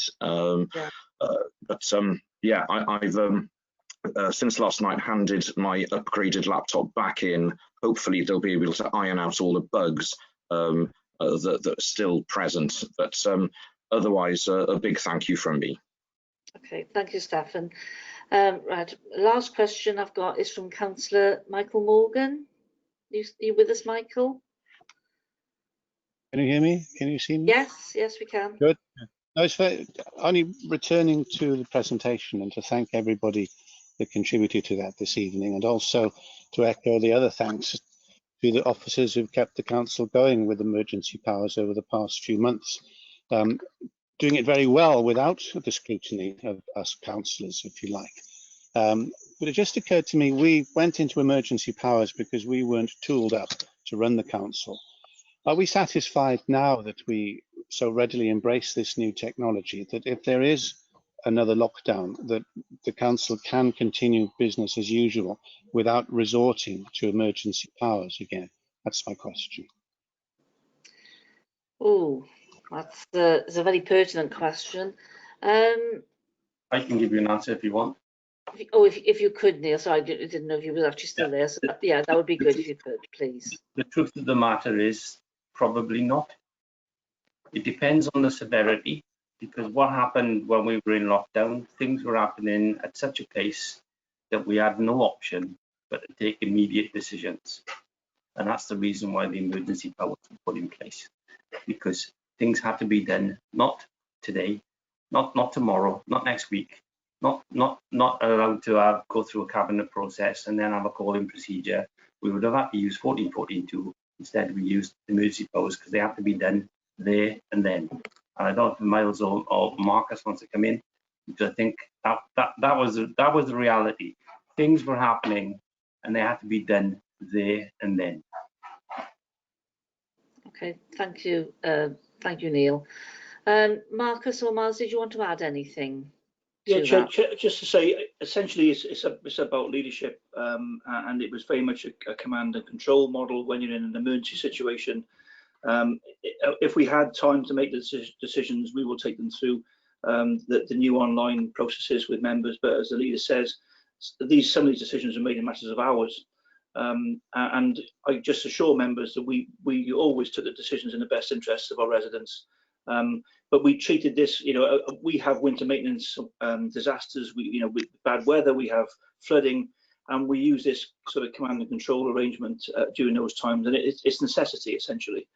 We were certainly not looking to not involve members in any decisions, and if we had time, if we get a second wave, we will do that, but we still need to reserve the right to make those really quick judgments because of the nature of the situation we're in. Yeah, okay. Yeah, thank you, Miles. Chair, I just add that's exactly what Miles has said, but obviously even with regard to the grant funding, that money arrived overnight and we had to set up a process to deliver it, and we were expected to get a certain, I think we got about £5 million out in the first week, so we just didn't have time, but obviously we made sure that members were fully informed. Yeah. Okay. Well, we've had a really good and long discussion around which I think was very pertinent to do around our recovery, and obviously there's huge challenges still going ahead and going forward, and at the moment we don't know if we're facing another local lockdown, national lockdown. It's all a very movable feast, but I think everybody will agree, for us as a committee to put on record our thanks for all the staff, whether they're frontline officers, directors, the chief executive. I think everybody, the dedication to the council and to keep our services running, and to actually look after some of our most vulnerable people, whether they're in businesses or whether in social services, our children. I think everybody's done a fantastic job, and circumstances that were completely thrown at everybody and with no experience. I never thought I'd ever see this situation in my lifetime. So I think they've done an incredible job. And there have been challenges, and not everything has been perfect, and there's often been plan Bs, plan Cs, but I think that's how you evolve and you make sure that you're improving, you're taking on board what you're trying to do and what you're actually trying to achieve. So I think as a committee, I would really like to put on record our thanks to everybody. And I think everybody would be happy to agree to that. Okay, time is moving on. Bronwyn, sorry, can I just make a statement here? Because yes, you can. Yes. Today, right? I've been a councillor on this and the subsequent councillors for 32 years. I have never ever experienced anything like this in my life. And I've been working in local government and central government all of my life, and this has been, I have to say, the most horrendous period in anybody's period. I have to say that our officers are superb. They have not only come up to the best standard, they have gone far beyond what you would have expected of them. And things have to be done now, and believe it or not, they were. I've never experienced anything like my life, and I'd like to say a big thank you to everyone. Oh, thank you, Neil. I think that's it's very relevant indeed. So I'd like to thank everybody for their input into our discussion. I'd like to thank the officers for their presentation. And I'd like to thank our leader and the cabinet, because they still kept meeting when remote meetings were actually totally in their infancy. So, and they made some really huge and big and important decisions that they had to make sometimes at the drop of a hat. So I'd like to record my thanks for that as well. Right, we're going to move on. The time is moving on at the moment. And we're going to move on to item number 6, which is the annual delivery plan monitoring report, quarter 1 performance 2020 to 2021. Sorry, I think Miles, you're going to take this. Am I right? Yes, Chair. Yeah. Right. Okay. So I'll hand it to you then. A lot of information here, Chair. I'll try and make it as sensible as I can, because it's a lot of information. So essentially, this is the first quarter monitoring plan for the annual delivery plan. So in a nutshell, we measure ourselves on a range of actions and key performance indicators. So these are featured in a new corporate plan, which was new from the 1st of April this year. And I'm pleased to advise that despite the many challenges over this quarter, we are showing an amber position. So that shows that a lot of our actions are completed, as are the achievement of a lot of our key performance indicators. But I also need to apologise, Chair, because this is the full council's position. So essentially, what this does is cover every one of the new 4 wellbeing objectives for the corporate plan. And Appendix 1 and 2 of this rather large document shows our performance against the key performance indicators and the actions. And in the right-hand column of that Appendix 1 and 2, you'll see the relevant scrutiny committee. So if you could bear with us on this one, what we're hoping to do, and we will do for the next meeting of scrutiny, is have a much more focused presentation based on the remits of the particular scrutiny committee that we're presenting to. So I presented this to the Homes and Safe Communities committee last week, and I said the same. So the remit of your committee clearly is quite precise. So this is the overall council's position, because most of all of our objectives are cross-cutting. What we will do for the next cycle is we'll supplement this report with a specific presentation to this committee on the items that are within your remit, so that you can challenge us on those items, or any others you wish, but certainly on those specifically. So as I say, very detailed document. Essentially, the annual delivery plan ensures our compliance with 2 pieces of legislation that govern us as a council: the Local Government Wales measure and the Wellbeing and Future Generations Act. So all our wellbeing objectives are aimed at achieving those 2 pieces of legislation. We have a very strong central governance team. So this is our new performance management framework, essentially. As before, each directorate head has a service plan, which is, if you like, a mini business plan. And that business plan then feeds into the corporate plan, which is, as I say, new from the 1st of April. So this is our performance. I won't go into massive detail. I'll let members ask questions should they wish, but this is our performance of the first quarter, which, as I say, is amber. So considering all the things we've been through, I think that's pretty good. And as I say, for your next meeting, we'll ensure that you have a presentation which is bespoke to your committee and deals with the issues that are within your remit specifically. But you can also ask questions on any item within this document. Thank you, Chair. Okay, thank you, Miles. Yeah, I mean, it's a huge report. I know we had it at Homes and Safer Communities, and so no, I think it's. I look forward to actually seeing that, as I say, when it actually hones in on what is relevant for our committee, and it'd be good to actually see a presentation around that. I do have Councillor Rowlands. You wanted to ask a question around this? Can you hear me? Yes, we can. Yes. It's well, I imagine it's for Emma, really. It wouldn't be scrutiny if I didn't ask Emma a question. So it's page 56, Emma, and it's ADP 40, transport interchange to Barry Docks. I just want to ask more information about that, to be honest. Yeah, certainly. Yeah, and it wouldn't be Scrutiny, and I have missed Scrutiny. I've missed it a lot, so it's nice to be back. Yeah, the Barry Docks interchange. We're looking at currently doing a well tag, which, as you know, we've done well tag for lots of transport projects, and the well tag we're looking at doing is looking at the possibility of a transport interchange, which would comprise essentially of potentially a new relocated bus station at or around the sites of the dock offices. So that work at the moment is being looked at to see whether that would be feasible and where that might be feasible.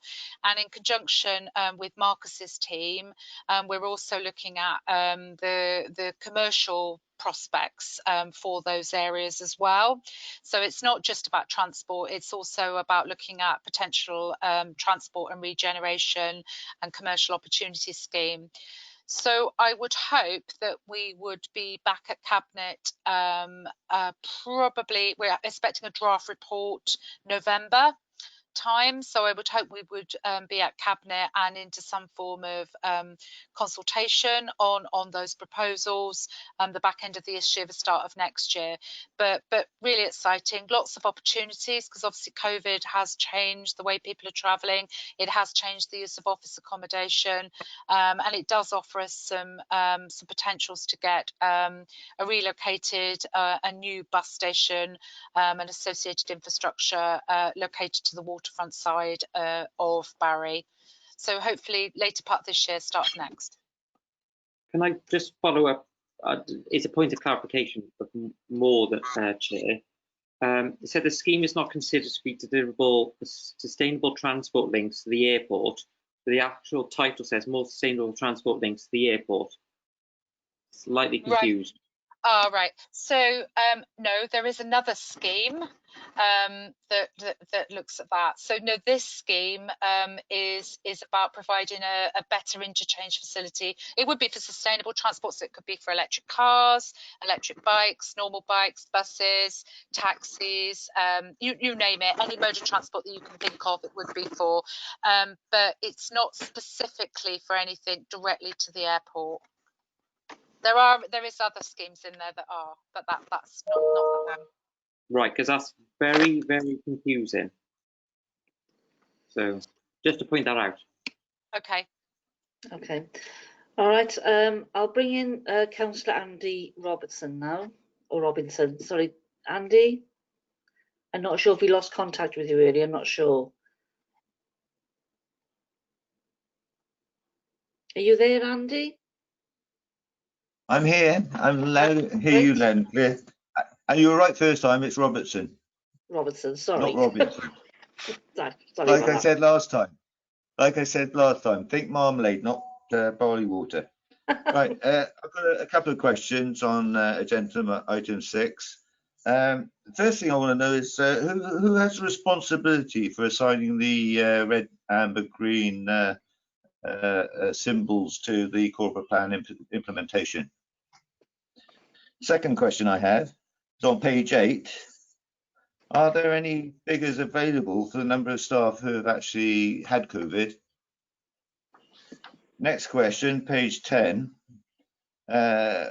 relating to the pupils on EOTS. Weren't all the pupils in the Vale of Glamorgan EOTAS between March and September? Next question, page 12.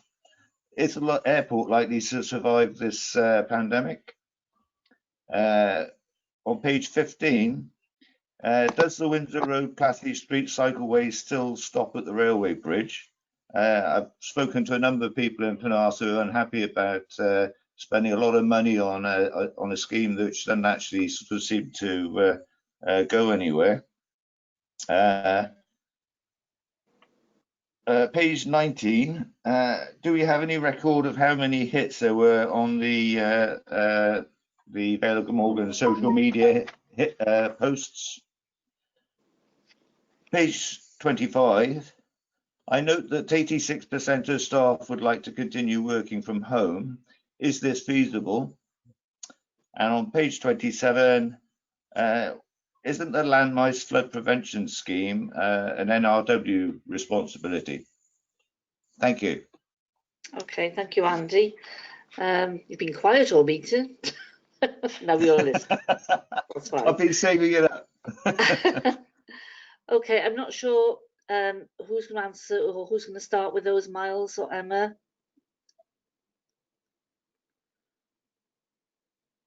I was frantically trying to write them down as Councillor Robertson was speaking.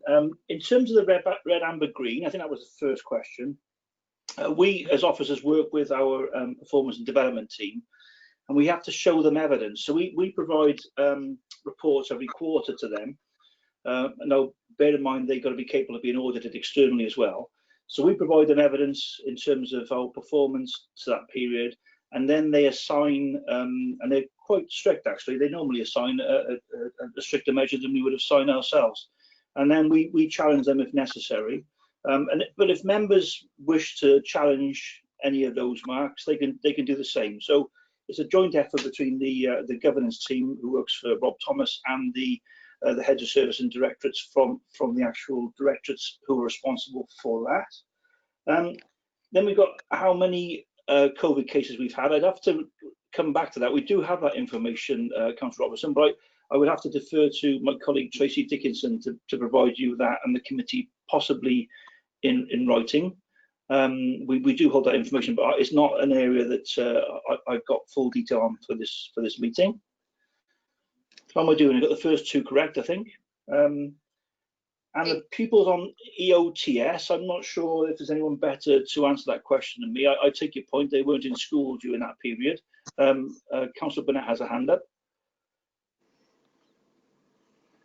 EOTS is educated other than at school. It's a specific designation for children.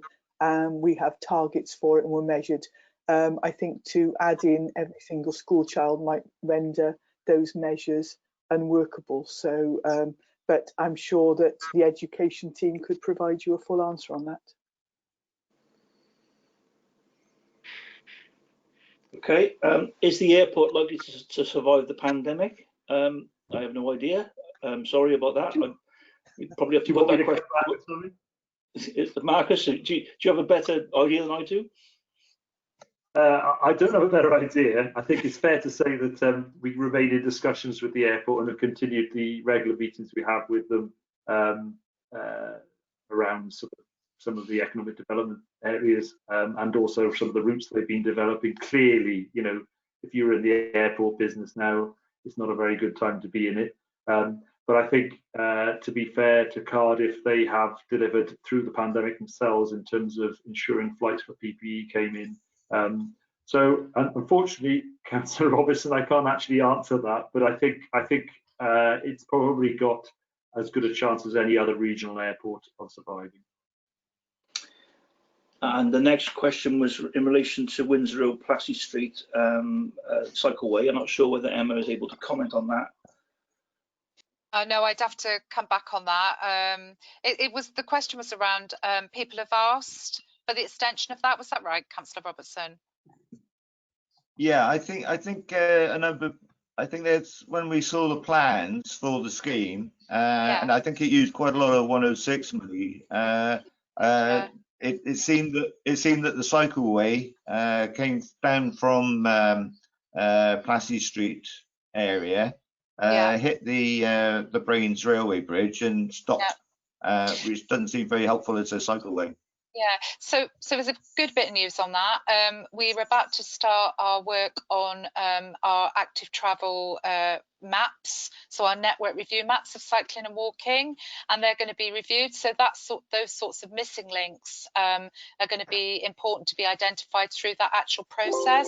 So we will have a chance to pick those up, and if residents feel that that link is important, or there are other links that are important, they can come through this process, and we can then, as a council, put together a comprehensive map of network map of cycling and walking opportunities. Okay. Thank you, Emma. I think the next point was in terms of people working from home, and this was a combination. So 54% of the employees asked said they wanted to work from a combination of work and home. and then there was 32% that said they would be happy to work from home all the time. So I can say fairly confidently that we'll be able to get the combination. Whether we have that number working from home, my guess is probably more, but it will be business related. So we've asked ourselves the question, are you able to work from home 100%? Are you able to work from home for a proportion? And we're basing then the amount of time that people spend in the office on that answer. So it has to be business led. So the fact they'd like to work from home doesn't really come into it, I have to say. The first question is, can the business support that activity from home? At the moment, we're encouraging the home working, but without COVID, again, we'd ask ourselves the same question. Is it in the business's interest for you to work from home? So some people will be disappointed, and some people maybe not so, but it's a business issue. We wouldn't let people work from home just because they wanted to do that. It might not be in the interest of the business. The last issue then. Can I come back on that, Chair? Yes, sorry, Mr. Cameron, sorry. Yeah. No, just go back on that. We have missed out the one point, but does this, if a large number of the council's office staff particularly should decide that they want to work from home and are allowed to work from home, doesn't this mean that the council building will be rather unpopulated? Yeah, I think I said when I was doing the initial preamble for this recovery, one of the things that we are looking at is whether this new way of working frees off office space.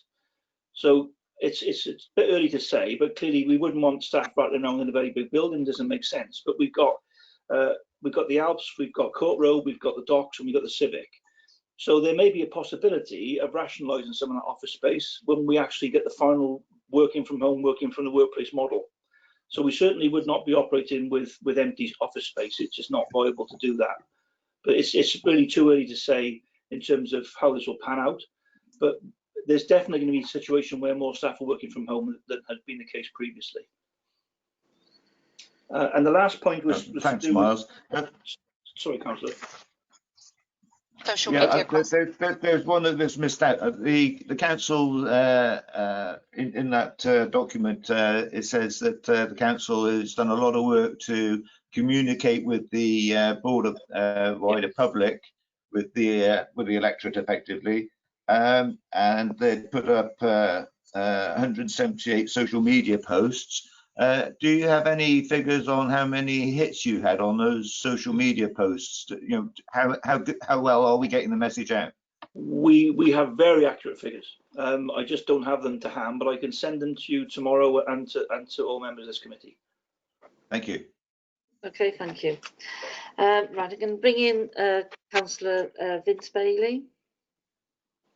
Hang on. Sorry, Chair. Andy, I thought you'd finished. Oh, I have finished. Yeah. Yeah. No, the landmice flood prevention scheme. Landmice. Sorry, Chair. Why is that in NRW? Yeah, it's not a main river scheme, Chair, because it's overland flooding. So it's a scheme that is the council's to resolve. So we are getting close to final design on that, and we are still hopeful that we will be on site this financial year. Things like this have been delayed, unfortunately, because of the COVID arrangement, and we've got discussions with landowners to do, and this has actually caused us some delay in doing that. But it's our scheme because it's not essentially river flooding.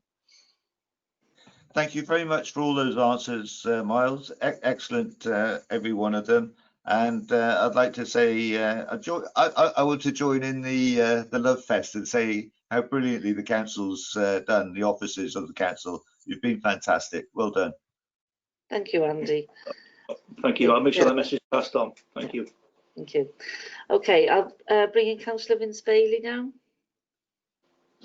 Thank you, Chair. It's just a quick one in relation to, I think it's on page 8, and the car parking issues, the TROs specifically. I appreciate this was a decision that was taken back in March, but when the TROs, when that was sort of brought back to life early on in COVID, I know that did cause some worry and concern. I just wonder, given the context of everything around COVID, the financial challenges not just faced by the council but by individual residents, do you think that we ought to be knocking this on the head for a while and giving people something less to be worried about, and trying to charge for car parking at a time when shops might not even be open. Like, even having it part of the conversation now seems to be an unwelcome and unhelpful distraction.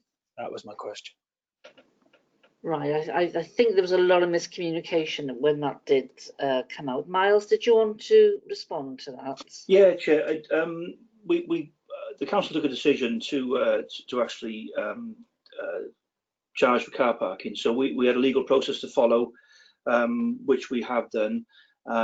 We would have been able to actually put the charges in had there been no objections, because Councillor King has delegated authority for that. But there have been a number of objections. So we'll provide that report to Cabinet in the next 4 weeks, and Cabinet will take a decision in on the future as regards car parking. Okay, thank you, Miles. Right, we've got the report there. So as Miles stated at the beginning of this will be coming back to us in a sort of format that's actually relevant then, and that we can hone in on that was relevant for our committee. So we'll be happy to accept that report as it is at the moment, and then look forward to it coming back then at a future meeting. Is that okay? Yeah. Right, so moving on to item number 7 then, which is the revenue and capital monitoring for the period 1st of April to 31st of July. Are you taking this, Matthew, or no? I'm not sure who's taking it. Yes, I am. Sorry. Sorry, I think. Yes, okay, thank you, Chair. Sorry, I took my camera off then instead of unmuting myself. Yeah, sorry. So it's the report for April to July for both revenue and capital monitoring. Just to quickly say, the budget for neighbourhood services and transport was increased by 1.25 million in this financial year. So we haven't got the same level of pressures we had previous years, but there are still pressures on the budget. And the overall budget for this committee is currently projected to outturn on budget. However, we will require the use of reserves again this year, but not, well, hopefully not to the same level as last year. For neighbourhood services and transport, we're currently projecting that we'll need 600,000 from reserve. And for building cleaning, building maintenance and building cleaning, currently 515,000. However, I'll go on to it in a minute. That could possibly increase. So yeah, start with neighbourhood services. The main pressures on the budget continue to be the waste collection service. So as we mentioned earlier, we've got additional staffing, and although that has been covered by Welsh Government grant, we've got the 10% uplift in salary given to frontline staff.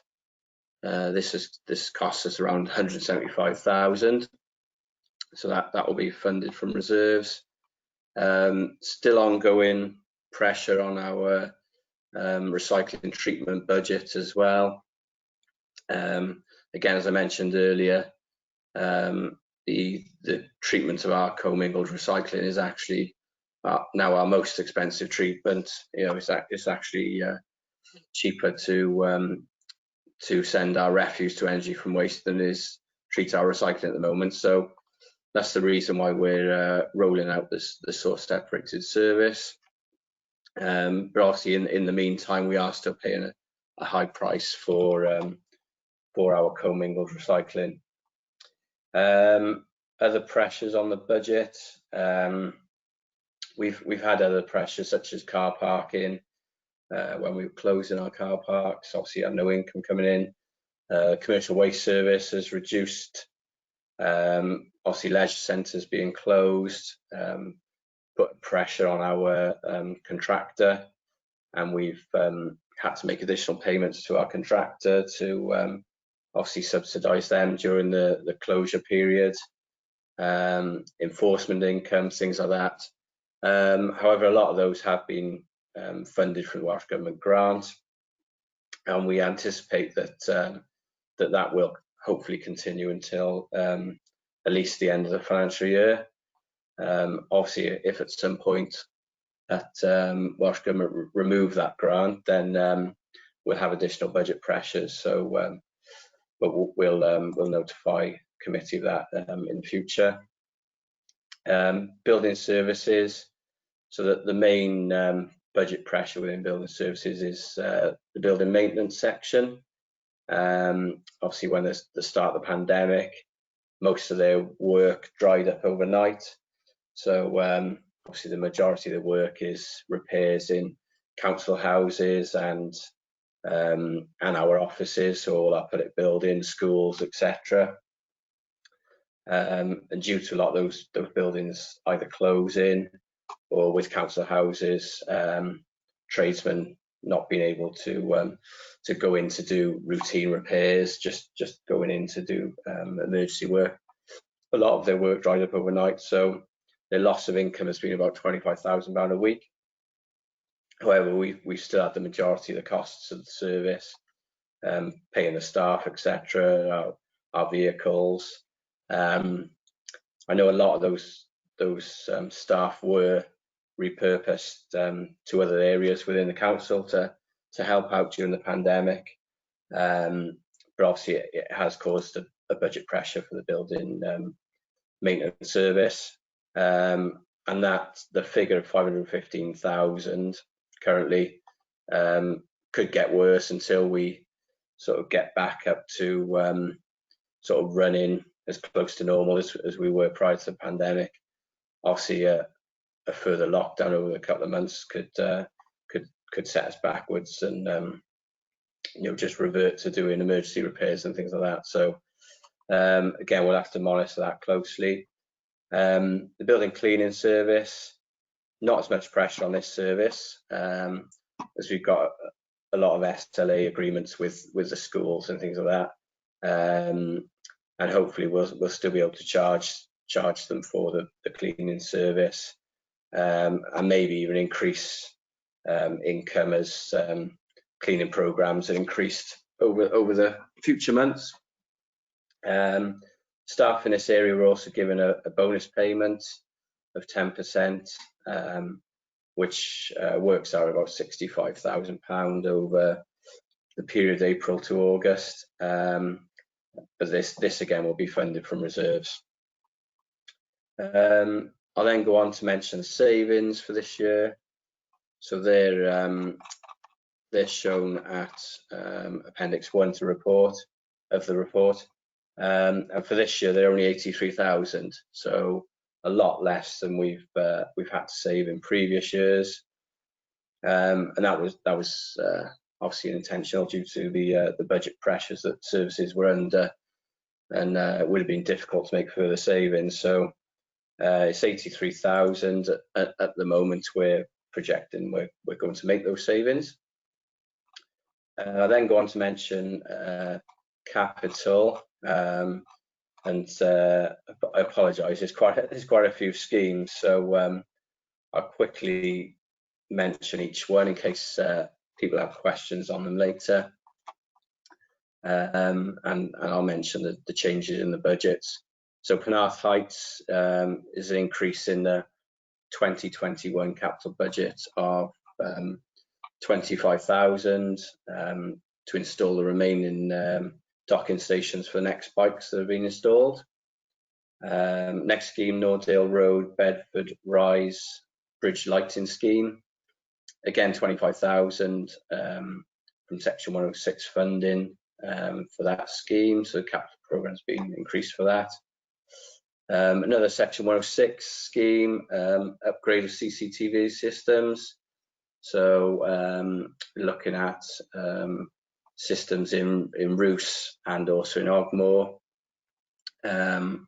due to obviously issues, antisocial behaviour issues in those areas earlier in the year.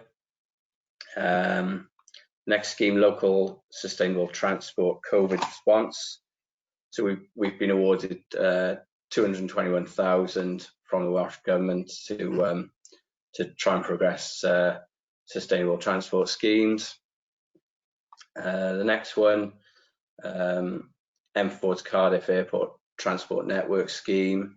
So this is ongoing. Obviously, previous WellTag studies have been undertaken for this scheme, and we've got 500,000 grant funding for this year to carry on those studies and looking for a solution there. We've had 180,000 grant for electronic bus stop information displays, so to upgrade displays in our bus stops, and we've also had 100,000 to upgrade bus stops along our strategic routes. Next scheme, St Athan Active Travel Route Design. So we've been awarded 44,000 grant to fund the design of this scheme. And further active travel fund as well, core active travel fund. We've had 410,000. I think Emma mentioned earlier we're looking at the active travel maps, and yeah, we've got 410,000 grant funding to increase levels of active travel. The next one, small scale works grant. This is actually for flood management schemes, and I think it's 3 schemes mentioned in the report. We've got 84,000 Welsh Government grant for that, for those schemes, and we're matching that with 15,000 match funding from our own capital budgets. The next one, street lighting energy reduction strategy. We've increased the capital budget by just over 1.9 million to obviously roll out further LED lighting, and this is to be funded from an interest-free loan from Salix Finance and repaid over the future years. And the programme for that installation of that scheme is now being extended to the end of the calendar year due to the pandemic. Next one, coast protection and land drainage. Contracts been awarded for surface water sewer relining work at North Esplanade Penarth. Next one, replacement variable message signs. So this budget of 16,000 is no longer required, and that has been moved to a budget for Bay 5 works. So that's the cafe over Barry Island, Bay 5. Next one, replacement of pay and display machines. Originally, we had a capital budget of 99,000 to replace machines where we currently charge at Barry Island and Ogmore. However, that budget has been increased by 158,000 to include the machines required for town centre and country parks going forward. St Athan's sustainable transport improvements, 143,000 of Section 106 funding. So that is to actually undertake the work. So I mentioned earlier we had grants to fund the design. We've actually got money to undertake the works as well. The next one, vehicle renewal fund. Sorry, Matthew, sorry to interrupt. Yeah. I don't think we actually need to go through every line. Okay. There's a lot in that report. I know, yes. And I think everybody's had a chance to read it. So I just wonder if there were any sort of questions around, or if there were any particular highlights that you had, instead of sort of having to sort of go through it all. I think. Yeah, no problems. No, I think say the rest, the schemes that are there for everyone to see. So, yeah, if there's any questions, I'll take any questions. Okay, thank you. Has anybody got any questions, or are we happy? Obviously, it's in the first quarter of the year, and obviously the pandemic is still having an impact on picking things up. So do we have any questions, or are we happy to accept this report? Yeah, I think we're all happy with that, and there's a lot of detail in that report. So thank you, Matthew, for that. And obviously, as I say, it's the first quarter anyway at the moment. But it's good to see as well that your cost pressures are a lot less this year. So thank you for that. So if we're happy to agree that report, I'll move on to item number 8 then, which is the last one, and it's over to you, Gareth, which is the updated work programme schedule. Yeah, thank you, Chair. Just to quickly highlight that normally we'll be taking decision tracking with the work programme, but due to the COVID-19 pandemic, there has been a lot of reports, so we'll try and provide decision tracking the next meeting. So if I can focus on Appendix A, which is the new cabinet new forward work programme. As you can see, it's a new format. It's in line with cabinet, so it mirrors the cabinet forward work programme format. There's more information on the purpose and impact of each report, so hence the reason why it's now 19 pages as opposed to 2 or 3 pages that we previously had. So there's a lot more detail there for members of the committee and for members of the public. So I'm just basically asking members to accept the report, and bear in mind that there are likely to be changes as the COVID-19 pandemic carries on, and ask members to accept the work programme and for it to be uploaded to the council website. I'm happy to take any comments. Thank you, Chair. Okay, are we happy to accept the work programme? Yeah, I think we all are, so thank you for that. So that's the end of the meeting. We've got no other business. I'd just like to say thank you to everybody. Obviously, this is the first meeting. It's all new territory for us. And so I'd just like to thank everybody for their patience tonight and their contributions to the discussions as well. So I think we've had some good discussions. So I'd just like to thank everybody for attending the meeting and persevering with me as well as Chair, because I do feel it's a bit like the Eurovision Song Contest at the moment, checking if everybody's there, not asking for your scores. But so thank you everybody. Thank you to Gareth for sorting all that side of it out, and thank you to our officers as well for coming along, and to Councillor Burnett and Peter King as well. So thank you everybody. Said thanks, couldn't you, Chair? Sorry? You could have said thanks, couldn't you? Well, I could have, couldn't I, Stefan? I thought, well, I'll just give a quick thanks. Okay. Well, thank you, everybody. And I'd like to welcome the new member of the committee sitting on Vince's lap. I have to say, Vince is a vast improvement. Sorry about that.